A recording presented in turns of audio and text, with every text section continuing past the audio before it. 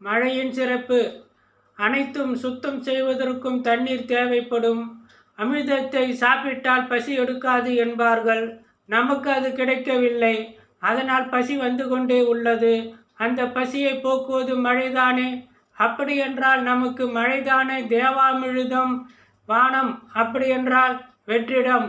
உலகம் அப்படியென்றால் வெற்றிடம். கோள்கள், சூரியன், சந்திரன், நட்சத்திரம், வெற்றிடத்தில் எதெல்லாம் உள்ளதோ அதெல்லாம் உலகம். மழை வரவில்லை என்றால் எதுவுமே செய்ய முடியாது. அப்போது கடவுளை வேண்டுகின்றோம், வருண பகவானையும் வணங்குகின்றோம். அப்போது மழை வந்தால் மழை எவ்வளவு முக்கியமானது என்று உணர்கின்றோம். அந்த நேரத்தில் ஏற்படும் ஆனந்தம், மகிழ்ச்சி அளவிட முடியுமா? இந்த திருக்குறளுக்கு அனைவருமே சொல்லி உள்ள கருத்து, மழை தவறாது பெய்தலால்தான் உலகம் வாழ்ந்து வருகிறது. எனவே அம்மழை உலக உயிர்களுக்கு அமிழ்து போன்றது. அனைத்து கருத்துக்களும் இந்த பொருள் வருகின்ற வகையில்தான் இருக்கும். சிந்தித்து பாருங்கள். அறிவில் சிறந்தவர்கள் நம் முன்னோர்களா அல்லது அவர்களை திட்டுபவர்களா? மனதை கண்களை பார்க்கும்படி இருங்கள்.